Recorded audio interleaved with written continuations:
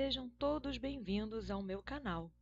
Meu nome é Marisa Sodré e sou professora de Biologia formada pela Universidade Federal Rural do Rio de Janeiro e sou também mestre em Formação Científica formada pela Universidade Federal do Rio de Janeiro. Nesta primeira aula, faremos uma pequena introdução ao estudo das células, para que todos vocês possam compreender o funcionamento dos organismos vivos, disponível nas próximas aulas.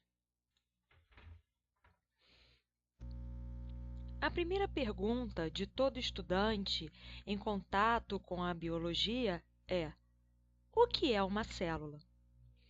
Ao pesquisar em livros e sites, observaremos a definição de célula como unidade da vida. Isso significa dizer que onde há vida, há célula. Quer dizer então que todos os seres vivos têm células? Na verdade, não. Quer dizer apenas que todos os seres vivos só conseguem manter-se graças às células, pois todos dependem delas para a sua reprodução. Mas então, qual ser vivo não tem célula? Os vírus, pois estes são formados apenas por uma cápsula de proteína e material genético. Ainda há pesquisadores que não os consideram vivos, porém, nós, aqui nestas aulas, os classificaremos como os seres vivos, parasitas, intracelulares, obrigatórios, ou seja, apenas se multiplicam dentro de uma célula hospedeira, conforme podemos observar nesta imagem, onde os vírus se aproveitam do metabolismo celular para produzir novas cópias. Entendido a importância para a manutenção da vida, vejamos agora os principais componentes celulares. O primeiro e o que define o espaço celular é a membrana plasmática.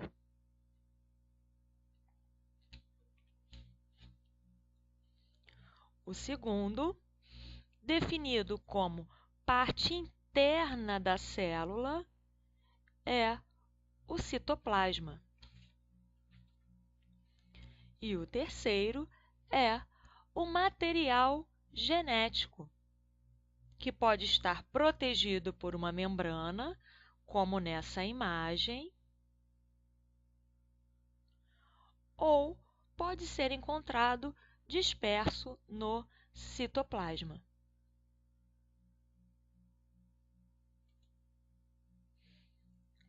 Quando o DNA, que chamamos aqui de material genético, encontra-se solto no citoplasma, dizemos que esta célula é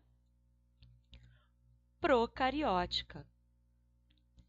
Já quando o DNA está envolvido por uma membrana, chamamos de célula eucariótica.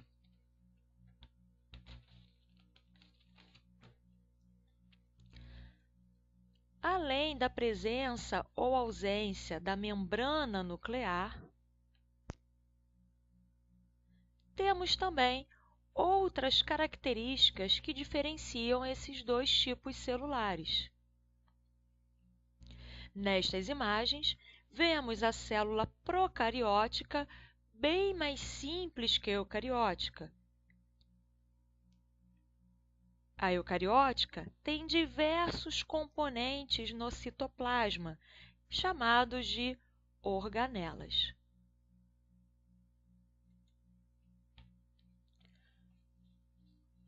Quando o estudo das células eucarióticas foi aprofundado, foi percebido que todos os seres que fazem fotossíntese tinham em suas células cloroplastos, parede celular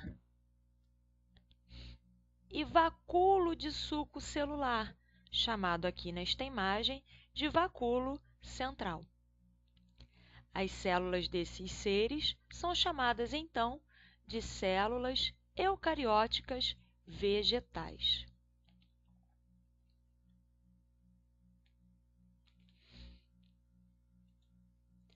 Já nas células dos seres que não fazem fotossíntese, as estruturas mencionadas anteriormente não são observadas.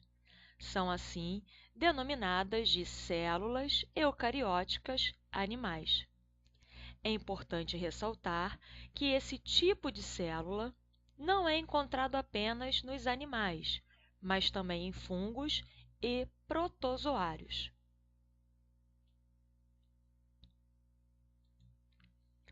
Outro tópico que gera muita dúvida entre os estudantes diz respeito ao tamanho das células. Para compreender esse tema, é importante esclarecer que células não são apenas pequenas, são também muito complexas. Seu tamanho está na casa dos micrômetros, ou seja, não são visíveis a olho nu. Os óvulos, que são os gametas femininos, são considerados células grandes, com mais ou menos 100 micrômetros, como no nosso caso. Para um melhor entendimento dessa questão, mostro aqui uma imagem comparando os tamanhos desde uma molécula até a célula vegetal. O aparelho utilizado para observação celular é chamado de microscópio.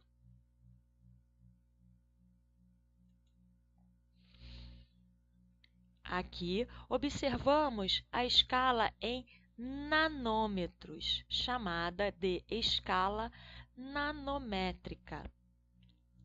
Para você ter uma ideia do que estamos falando, vale a pena lembrar que um micrômetro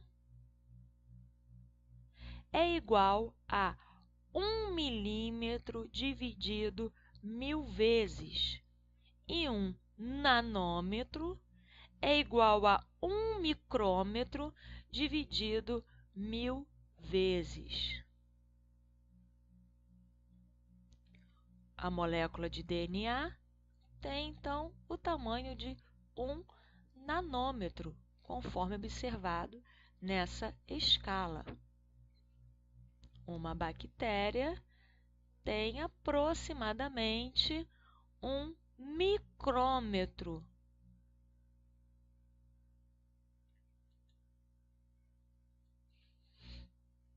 Nesta imagem, observada agora, observamos como estruturas microscópicas contribuem para o bom funcionamento do nosso organismo.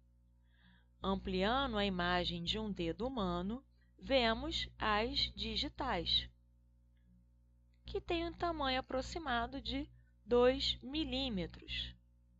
Aprofundando e ampliando a imagem, vemos diferentes células, formando diferentes regiões, que são chamadas de tecidos. Aumentando a imagem de um tecido, vemos as células, que têm, nessa imagem, tamanho aproximado de 20 micrômetros,